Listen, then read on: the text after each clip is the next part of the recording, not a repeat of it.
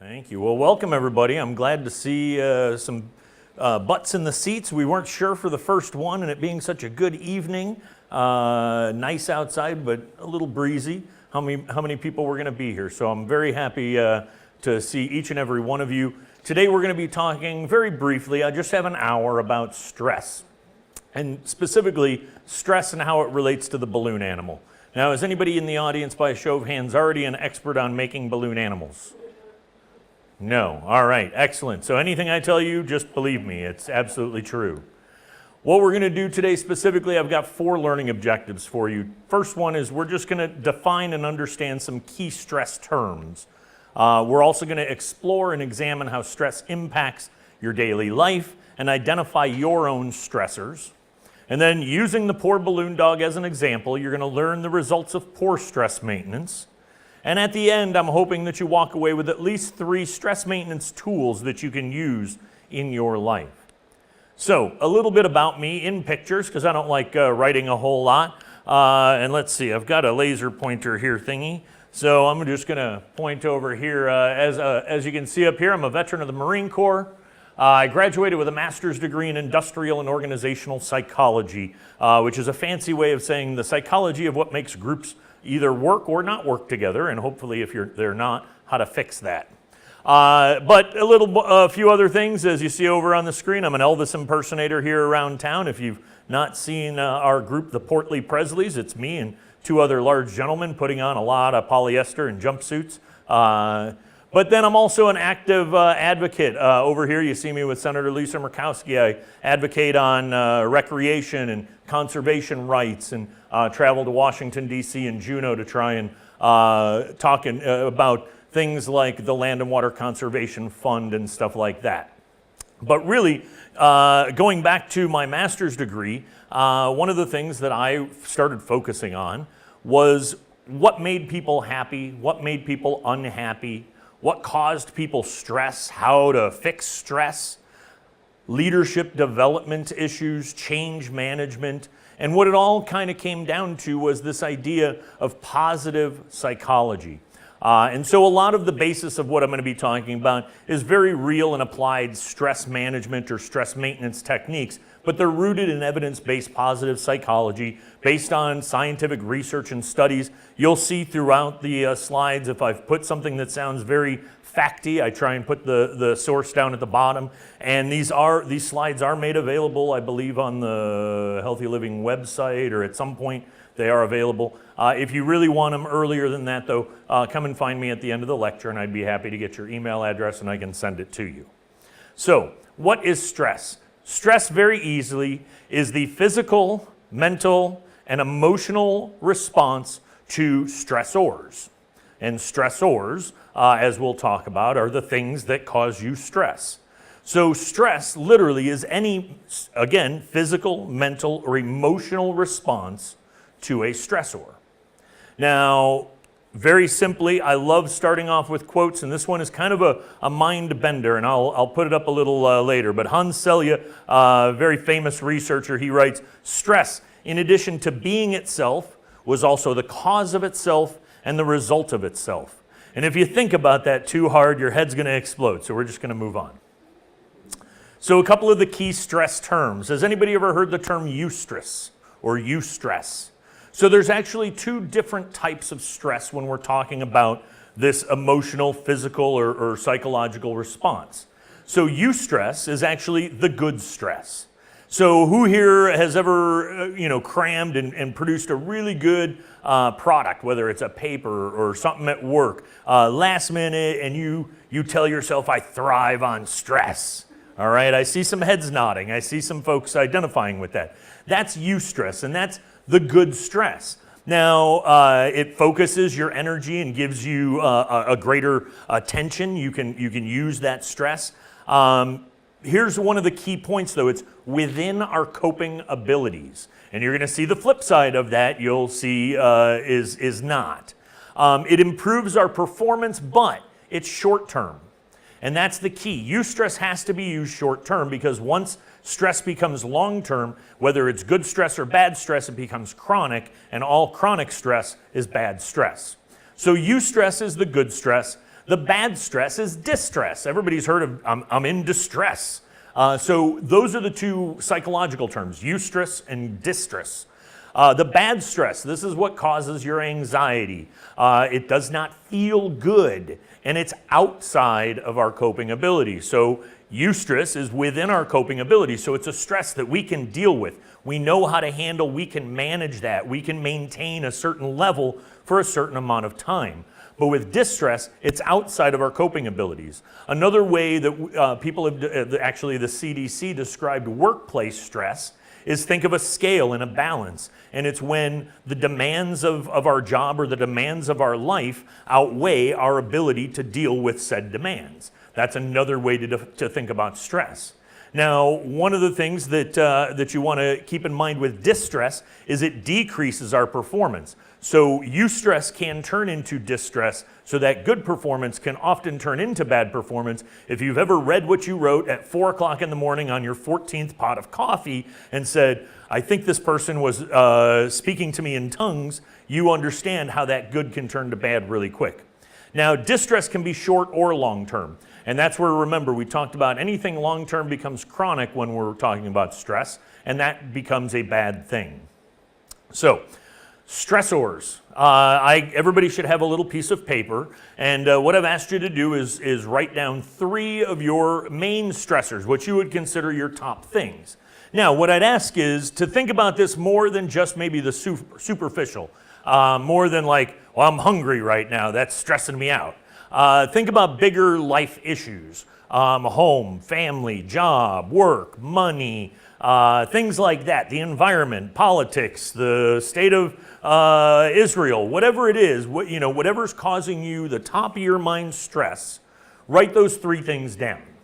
And that's going to be our first part of our exercise. So there's going to be 2 parts that are kind of interactive. This first part right here, where we talk about stressors, and then the part where we actually learn about stress in this poor balloon animal. Trust me, there is the balloon animals coming later. So write them down on the piece of paper.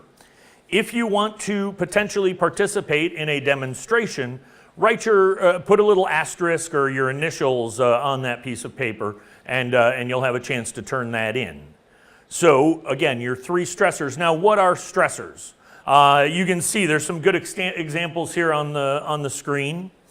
The next part of this, though, is once you've got this done, what I want you to do is find somebody you don't know, somebody you didn't come in with, preferably a couple of them, and talk about those stressors if you feel comfortable. So the folks on this side of the audience, I would welcome if you feel comfortable coming over and introducing and just talking about them. And I say yes, even if one of the stressors is introducing yourself to complete strangers, just take it for the fun, lighthearted nature of the exercise that it is. Also, writing and articulating, in other words, recognizing and self-recognizing by writing it down, is one of the first steps to stress maintenance. So by just writing those stressors down, that's your first step to actually helping deal with it. So we're going to take just a couple of minutes to write your stressors down. Once I see everybody staring at me again and not writing furiously, then we'll move on to the next part. And I think many of you have already written a bunch of stuff, so it's not going to take very long.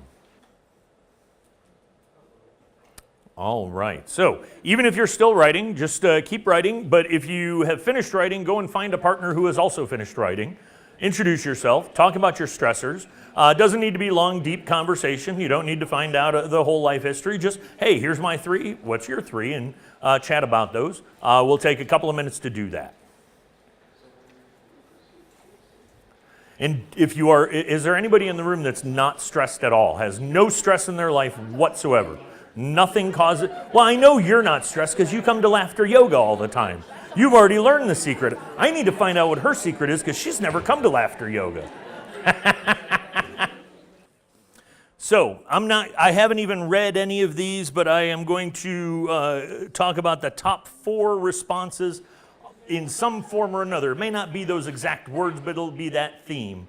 So what I would like, since I haven't read any of those, if any of the ones that you wrote down are kind of in that theme, just raise your hand briefly. I just want to get a guess, because a lot of times almost everybody gets at least 1 or 2 of the top 4. So anybody want to guess what one of them is? No? Money? Family? Politics? Health, okay. Any others? All right, well, work is one of the very top ones. Money, we had money. Time, not enough time management. And finally, family. So, if you had any one of those in there, go ahead and raise your hand. It's in that general theme. All right, so my unofficial science is still bearing itself out. Somehow, almost everybody has that as a central theme. Work, money, time, and family. Really, that's a lot of the things that cause stress in all of our lives. Now, if you do not have a lot of stress, that means that you've probably already learned your own stress maintenance tool. And it may be different than what I'm going to teach you here, but this is the way that I've learned to think about it. So, before we get into that, I want to talk about a few stress statistics.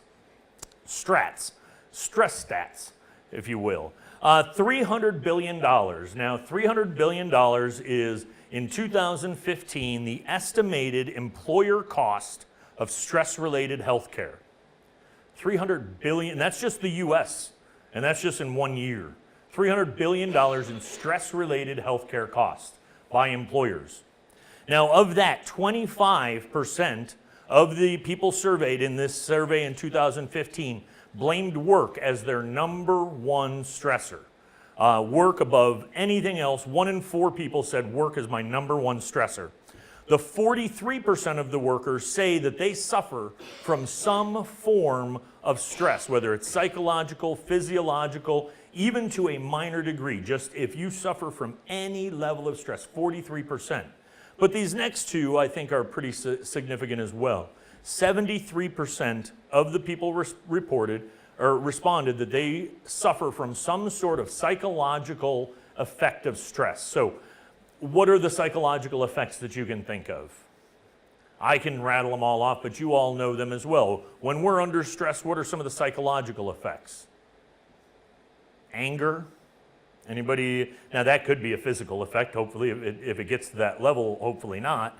But anger, frustration, but also just irritability. When you're under stress, a lot of times you just you find yourself more irritated by everything. It was described as sandpaper being rubbed on the brain. Ugh. Think about that image for a moment. Yeah, that irritability. And then the 77% number, 77% of the people reported some sort of physical side effect, physiological response to stress. Now, those are, a lot of them are very easy, and I have a slide to talk a little bit more about those. Just a few of the physical side effects: higher blood pressure, loss of sleep, sexual dysfunction is one of the top reported stress-related physical side effects. Digestive issues, confusion, irritability, which argued could be both physical and psychological. I love the poor zebra though. All the stripes are falling off, and he says, "I think it's stress." What the heck does any of this have to do with balloon animals, Mike? We're talking about stress, right? Now that behind me, that is Rocky. He's my 31-year-old African gray parrot.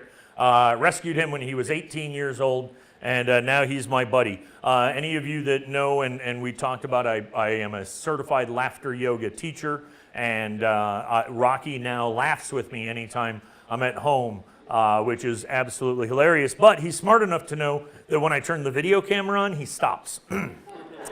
They say birds aren't smart. All right, so we're now getting to the balloon animal part, the poor, stressed out balloon animal, or how to make sure we don't pop. Now, this is how every balloon animal, you see a few balloons inflated here, but if I reach into my balloon bag and I just pull out a single uninflated balloon, this is how every balloon animal starts. And as you see, I picture one of those inspirational posters, unfilled with potential, empty but full of opportunity, hollow and mysterious, ooh. But really, when you think about it, any balloon animal starts out like this. Now, who here has ever seen any of the really fantastic, like, multiple balloon sculptures? There's one where somebody had a prom dress made out of nothing but balloons, and it was fantastic. I've got a photo here in a little while of a dragon that's like 8 feet tall, made of nothing but balloon animals. Every single sculpture like that started with just one of these unfilled balloons and somebody saying, here's how I want it to look. All right? So keep that in mind when we start talking about the balloon animal and stress. Now, when we start making balloon animals, one of the things that you have to do is you have to plan ahead. If you don't plan ahead, you're going to have some disastrous results. And it's just pure physics. So I'm going to do a simple explanation here. Now, when you have a balloon that's uninflated versus a balloon that's a good amount inflated, you can see there's a significant difference in size. Now, when we start blowing up a balloon animal, in your head, before you put any air in it, you have to decide what it's going to be. If I want it to be a little poodle like this, I can only put a little bit of air into it. If I need it to be a wiener dog, I need to fill it a lot more. But here's the problem. If I fill it to make a wiener dog and I tie it off and then decide I want a poodle, well, that's not going to work, folks. You have to plan ahead. So we're just going to make a simple balloon dog, and I'm going to just talk while we're talking about the tie between the balloon animal. All right. So, is anybody here afraid of balloons? All right. I actually have met a couple of people. They're actually afraid of balloons, or even just the sound that balloons make. Not the popping sound. Everybody hates that sound. I'm talking about the. If you can get that on audio there, oh, that's going to make some nice editing for you. You are welcome, sound and film guy. All right, so while I tie this balloon off, now I did not put into my mind any specific shape before I filled this balloon. That is a problem. If we start in our life and we have no plan, that's a problem. We'll keep making this corollary here. Now, every twist that we put on this balloon is decreasing the total volume that we have left at the end. So this is considered the tail. Every time we make a twist, it puts additional stress on the end and it decreases the capacity. Everybody tracking along with me on balloon physics? Pretty simple.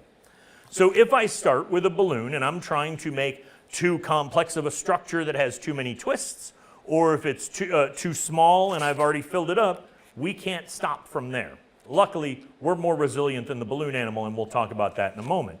But if I decide that I'm just going to start making a balloon, and I'm going to put, a decent amount of twists in to make a regular balloon dog, and I've not properly planned to make enough twists, and I get to the end and there's not enough room, we're going to have a problem. Or I'm going to have to make it where we have this giant, big-headed, out of proportion dog. Now, if I were to try and do the same thing, now you just saw a successful dog there. If I were to try and do the same thing, but just put a couple more inches of air in that balloon. That's all it takes, just a couple more inches of air, and you can see markedly different results. So, for the purpose of science,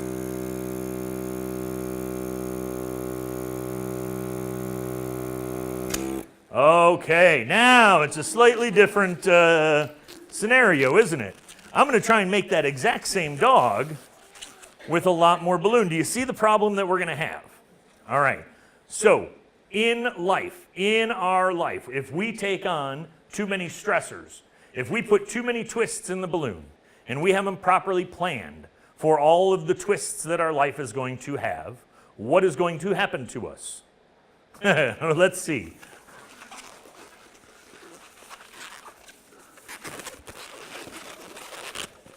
I just don't look. I just pretend it's just going to be fine.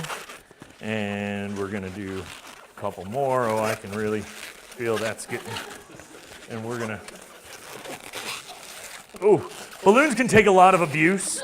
So we now have a mutant. We have like a 4 or 5-legged balloon. So again, I can't get the same results if I don't properly plan. Who here has ever, well, we'll call it popped. Now that popping can be hopefully not going postal or doing violence on a person, but in psychology we can just call it a blowout or a meltdown. You get to the point where you have surpassed your ability to handle any more stress and you essentially just have a meltdown, a blowout, or anything like that. Anybody ever have anything like that in their life? Okay, a few hands, good. Hopefully most of it sounds, why are you all even here? None of you have stress. No, I'm just kidding. But any time you are getting ready for that meltdown or that blowout, you have a feeling. You can kind of feel that something blowing up, right? Well, just like a balloon animal, if we have not properly planned, we're going to blow up. So when as I mentioned, I did a master's program 3 years ago is actually when I started it. Before that, some people in the audience I know had seen me. I was very involved with the Fairbanks Drama Association and doing a lot of theater, a lot of singing. I was involved in several groups. And I decided, along with my wife at the same time, who started her master's program, that we needed to, let's just say take a few twists out of our balloon and reassess, because I knew what the commitment was going to be for grad school. And so even though I had already blown up my balloon and I was twisting away in my life, unlike a balloon animal, has anybody ever gone to carnival or had their kids or anybody get a balloon animal? And inevitably within a few minutes, almost by magic, they've just turned that wonderful balloon animal into this, right? Now, that does not bear any striking resemblance to anything that we started with, except maybe the cute little oversized head. Now, here's the problem. You can untwist a balloon animal, but once it's untwisted, you see how it's made the marks everywhere where I've made a twist. So even if I retwist it in exactly the same places, it's going to be weaker and it's not going to hold together very well. That's why a lot of balloon artists, if you've ever had a child or yourself do that, where they just take it apart real easily, they'll just make a whole new balloon. Because you've weakened that hold, it's not going to hold together very well no matter what you do. So we thankfully are not balloon animals. We have that ability to deflate ourselves a little bit. We have that ability to untwist our lives and be able to handle the stressors that we get. But if we fail to recognize, if I would have said, nah, I can keep doing theater and doing some of these other nonprofit groups that I'd gotten involved with and do a full-time job and do grad school, what do you think probably could have been a possible outcome? We would have been talking about that meltdown blowout scenario. I would have reached my capacity in stressors, overcoming my ability to handle that. So, unlike balloons, like I talked about, we're resilient, but one of the things that we have to do is find our stress outlet.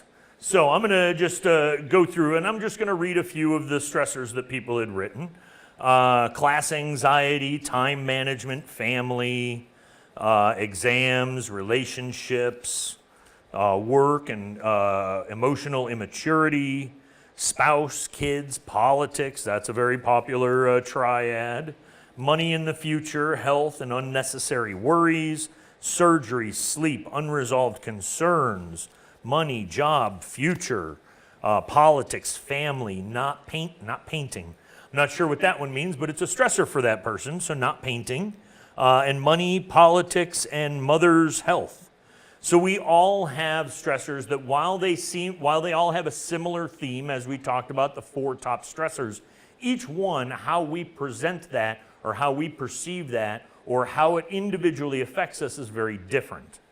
So by finding our stress outlet, you can avoid popping. And we're going to talk about just a few possibilities. I don't have time in a 1-hour lecture to cover everything about stress maintenance and stress management. What I hope is that you're inspired enough by some of the terms and terminology or ideas or philosophies to go out and research some of this on your own. I'd be happy to provide any of you resources beyond this class for that. So I need some volunteers. I have 1, 2, 3, 4, 5, 6, 7, 8. I'll keep 1. I need 8 volunteers. I had 1, 2, 3, 4, 5, 6, 7, 8, 9. And Althea, were you turning yours in? You left yours up here. Do you want to be part of it? I can blow up another balloon. All right, so anybody that turned one in, come on down to the front. We're going, now I only see a couple of people and everybody turned in a slip that said that they would be willing to participate. So no pressure. If you don't want to participate, stay in your seats. If you would like to participate and make your own balloon stress animal, please come on up to the front. What's that? That is made just to blow up balloons. Yes, after 25 or about years of making balloon animals, I finally figured out that somebody is smarter than me and they could make a battery-powered inflator. All right, so I'm gonna just give you a balloon and pass there. There you go. That's for you, and that's for you. Already sword fighting. Althea, would you like to make a? Really? Why? We should not be surprised. All right. So what we're going to be doing is we're going to be making our own stress balloons. So your instructions are very simple. Be parental, which means you have to be gentle but firm. When you're making a twist, we're going to be doing what's called a pinch twist. So if everybody would just grab their balloon just like this, just in between their thumb and forefinger, you're going to pinch slightly and make a twist. So that's how you make a basic pinch twist. So try that. Yep. A couple of you have got it. Now if you let go of it, it unpops itself. So you want to make that pinch twist and then you hold it just like this. All right, so gentle but firm. That's where you got to gently hold it, but you got to be firm in your twisting, all right? The next one is you're going to name your balloon. So what I want you to do is think of your number one stressor, and that is the name of your balloon. So if you would like to divulge, what is the name of your balloon here? Exams. Exams. Oh, you're a bad balloon, exams. What about you? Politics. And Althea? Traffic. Oh yeah. I live in ground zero, right between Geist and College on University. Yeah. I don't even know how I'm getting home. Yeah. So name your balloon. That's the name is your number one stressor. And then don't worry, be poppy is my final rule. Don't worry if you mess up. Each creation is unique and unto itself. Now I have not overfilled any of these balloons to a point where you should be in any danger of popping. This is really for you to just take home your own stress balloon creature. If anybody in the audience would like one at the end and you did not have a chance, just come and find me. I will make you a stress balloon or help you make your own. So we're going to make a stress balloon dog. This can be a wiener dog, a poodle dog. It's any kind of dog you want. Put it in your mind. So we're going to make our first pinch twist. This is our nose. So you're giving your balloon dog its nose. Now, the next technique is we're going to be making another pinch twist, and this is the first of the two ears. So you can make them as long or as short as you want. I'm going to make a pretty good sized set of ears. So make that second twist, and then you should wind up with something that looks like this. All right? So once you've got that, we're going to do this magic trick where we're going to it's called a fold over twist. So we're going to fold the balloon over just like this. And then with both hands, we're going to grip it and twist. And then you want to twist it around a few times to lock it into place. If you don't follow along, you're going to get behind, and that's more fun for us. Whoa! Oh, no! See, that's why we have a backup. All right. There we go. All right. Let me see everybody. Hold up your dog heads. No, yeah, you can. Once you've twisted it a few times, you want to make sure you put a few twists. You're not going to pop it. Balloons are meant for that. All right. Now, the next thing that we have to do is we have to make a neck. So you're just going to make a little bubble that is the dog's neck. And remember that pinch twist. That's the easiest way is you pinch it and then you twist. The next thing we're going to do is we're going to make the front legs. So we now have to look and we have to divide the rest of this into 5 sections. So you're going to have leg, leg, body, leg, leg, all right? So you don't want to get crazy. This isn't a horse or a moose. So just a nice, maybe a 2 to 2.5 inch bubble is what they call that there. If you have more balloon, you can make it longer. Then we're going to do that same fold over twist. Do you remember how we did that with the other one? It just goes like that, just like magic.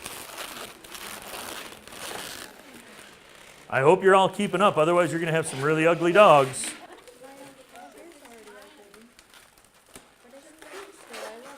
They are smiling. All right, let's see. We'll do some quick maintenance. Oh, see, you're getting it. Yeah. There you go, just like that. All right, and you can just let it go. It's not going to go anywhere. So if this doesn't feel locked in enough, just twist that around a few times. There you go.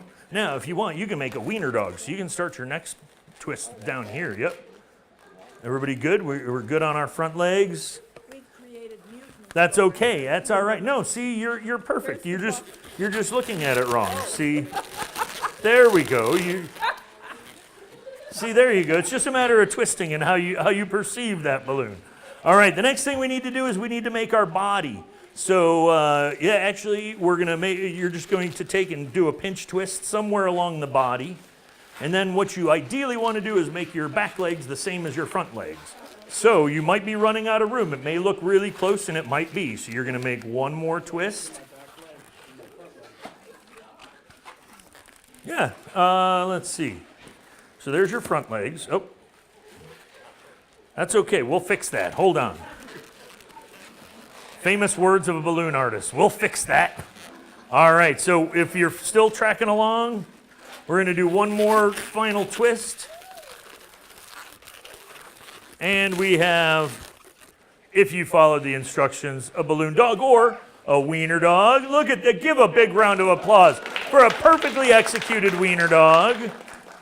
Althea, how are we doing over here? You're good. Keep twisting it. Keep twisting it. There you go. See? Ta-da! Round of applause. And how are we over here, sir? Oh, we needed to fix something, didn't we? Yes, we do. All right, so we're just gonna call that a really long-necked dog. This is a really weird hybrid. There we go. It's like a dog crossed with a rabbit. Oh, I like that. Yeah, see? Ta-da! Give him a round of applause. And how are we over here? Oh, we need to do some repair work. You have one of those poor, sad little dogs that has a long tail. We're gonna twist your tail and curl it around. So you have a really weird curly-tailed dog. There you go. Congratulations, round of applause. And how did yours come out? You're hiding it. Why are you hiding it? It's your stress balloon dog. Look, can we see it? Really? Oh, that makes me sad. Oh, it's fine. He had an accident. He's gonna be fine. We're just gonna go and flush him down the toilet. We'll go to the pet store and get you a new one. Oh, look, it's a new dog. Yay! Oh, see? Oh, and look at that. See, now that is a good balloon dog. Give a round of applause to all of the volunteers. Thank you very much. Have a seat. Thank you very much. There we go.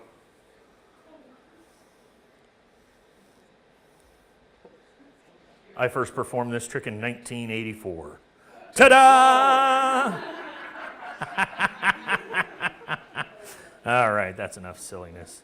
All right, so let's talk about some stress maintenance. Now, a lot of times you hear the term stress management, and I try and shy away from the term stress management because really, we all experience stress, maybe except for a couple of exceptions. We all experience stress to one degree or another.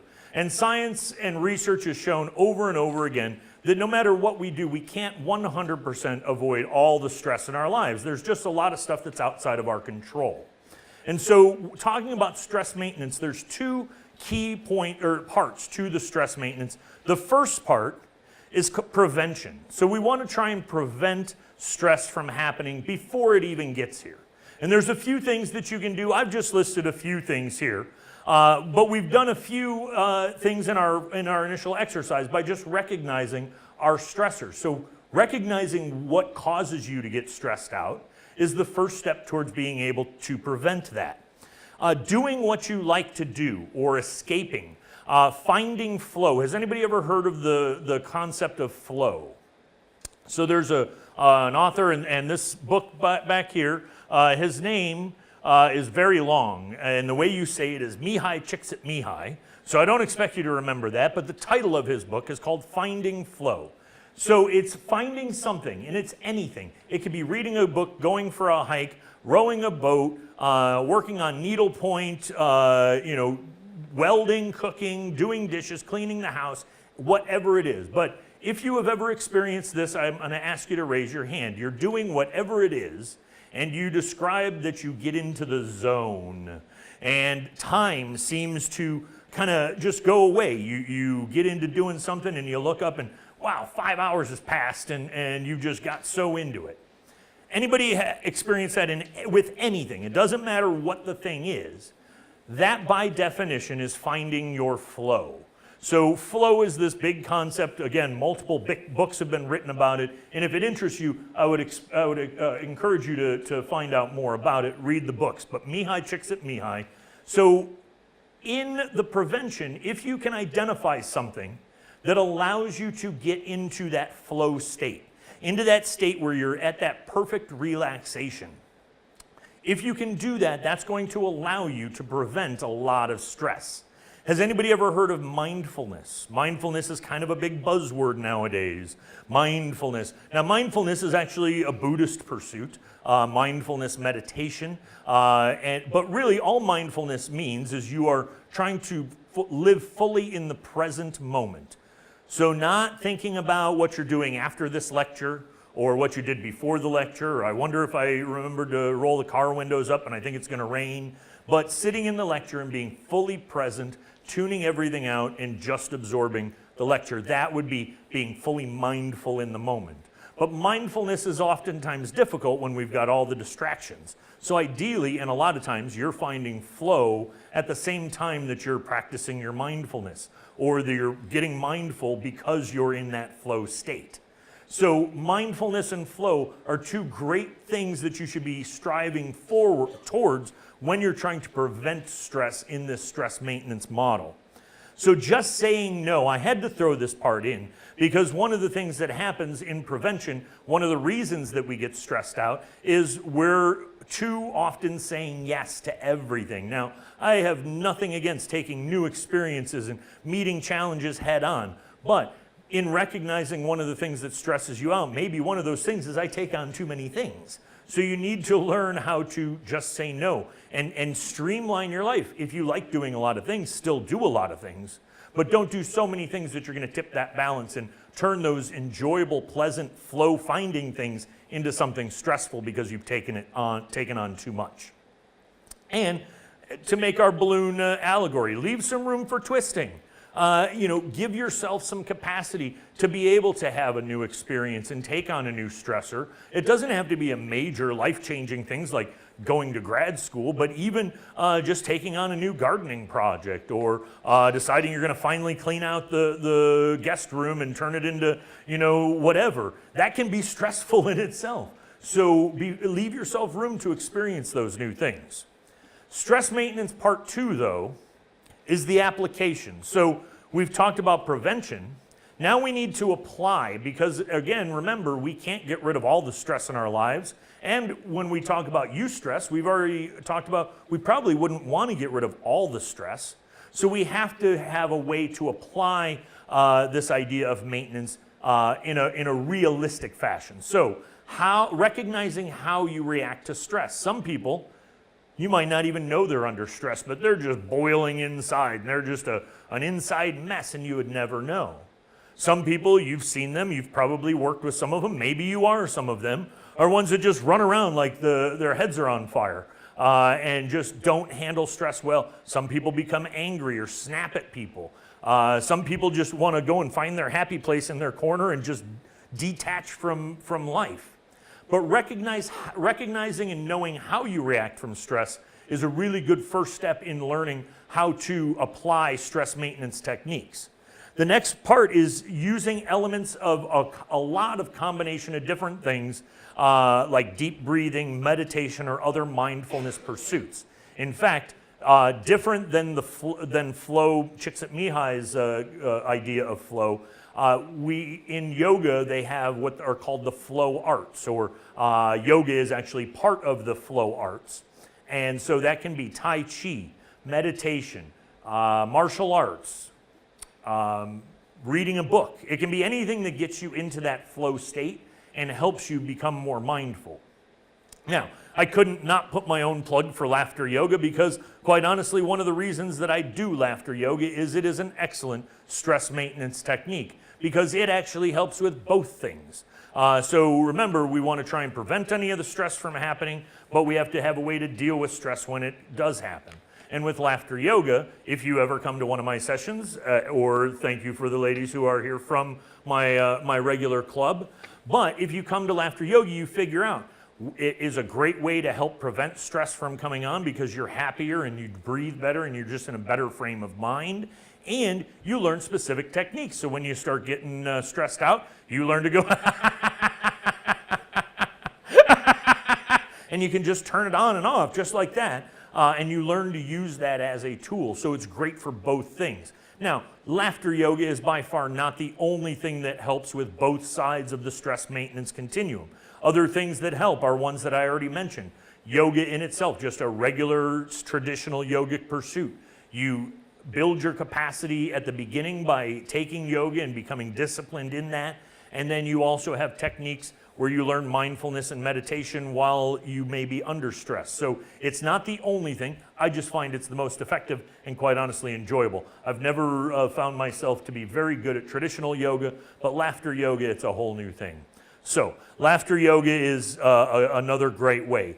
And then disengaging and regrouping. There is no problem with you saying, you know what, I am stressed out. I need to just go and take a few minutes by myself.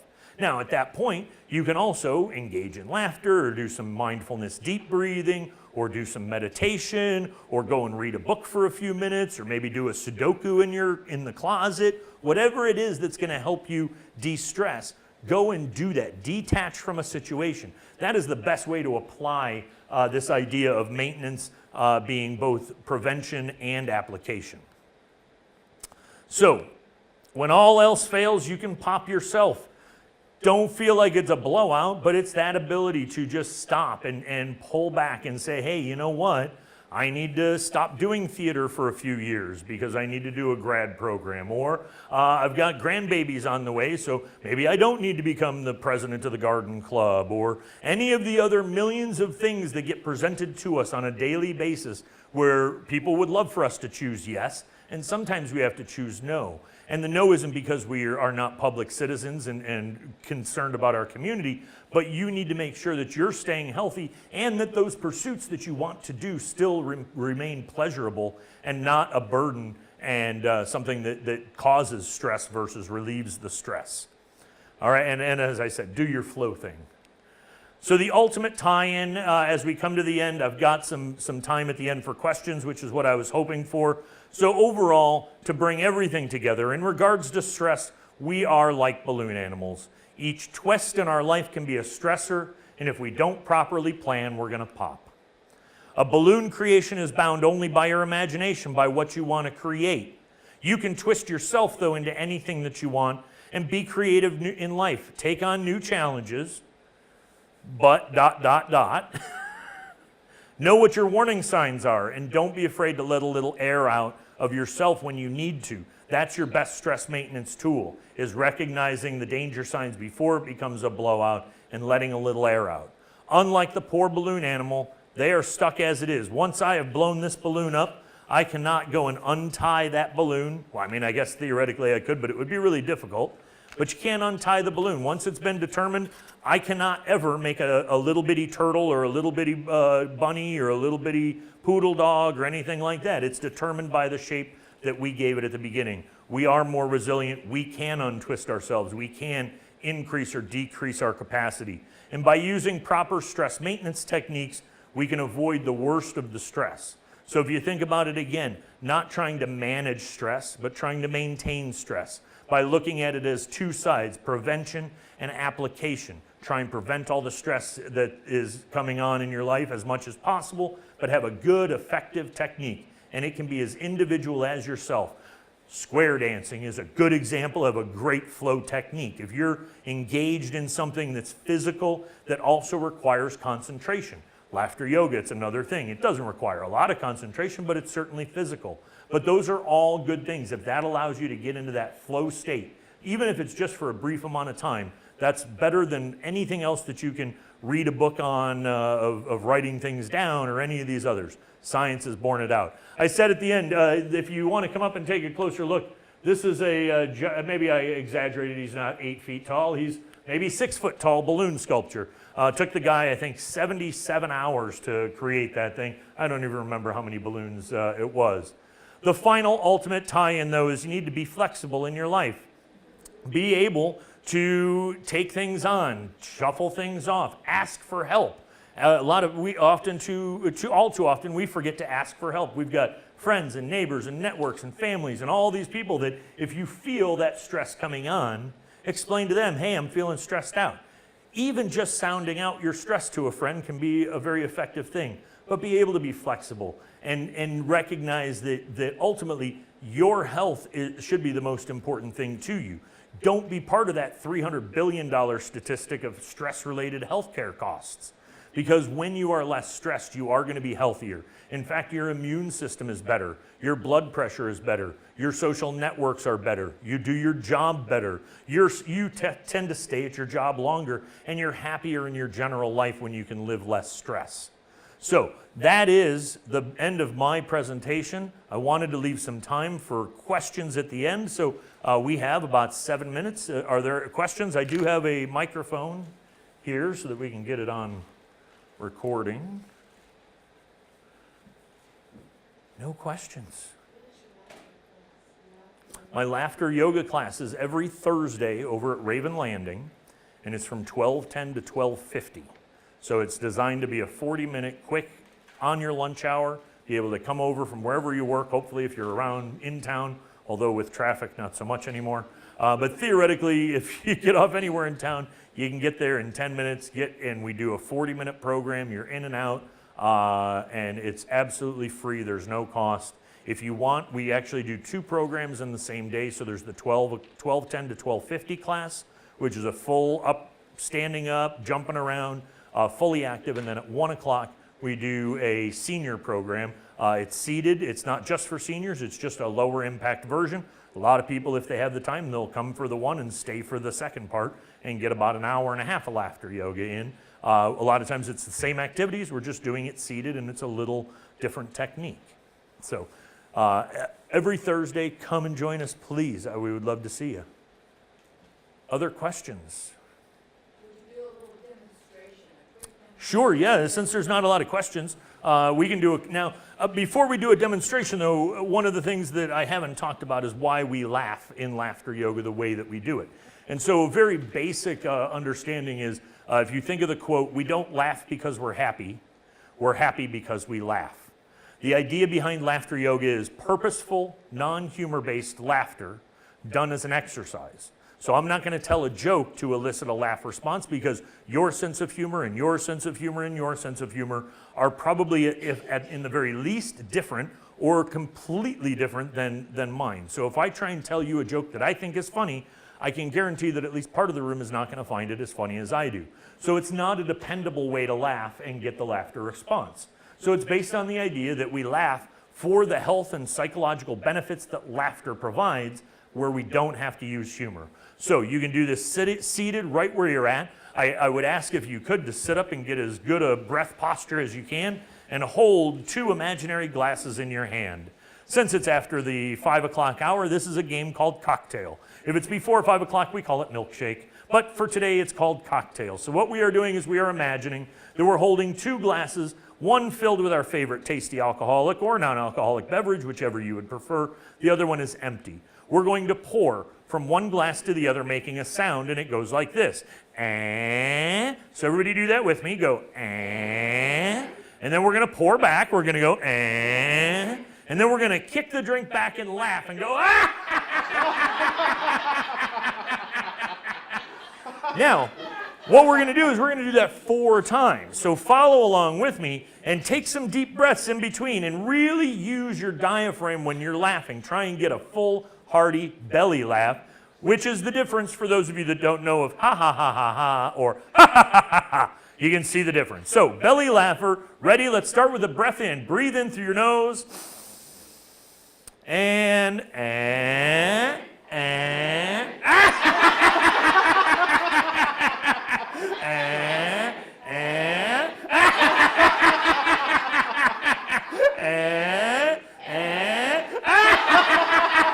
one more.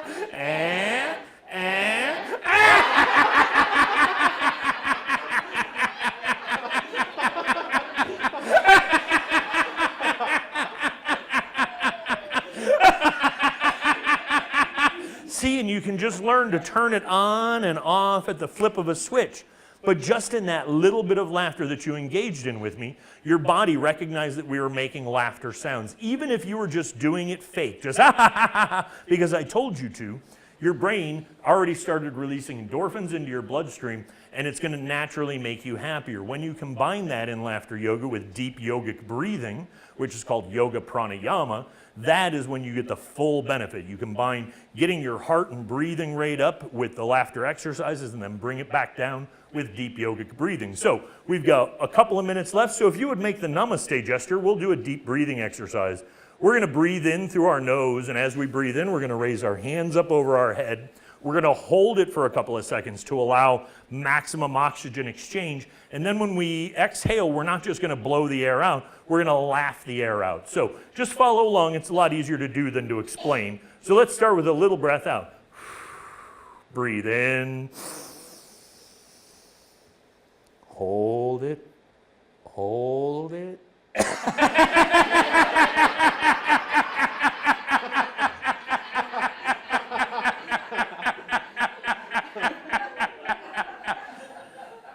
That's the combination of that deep yogic breathing and the laughter exercise. We laugh without any reason, just because we have an exercise and we're trying to get that good feeling that we get from laughter. We combine that with yoga pranayama, or the yogic breathing, and that's the combination that we call laughter yoga, or hasya yoga, as it's called in India. So any other last questions? We have about a minute left.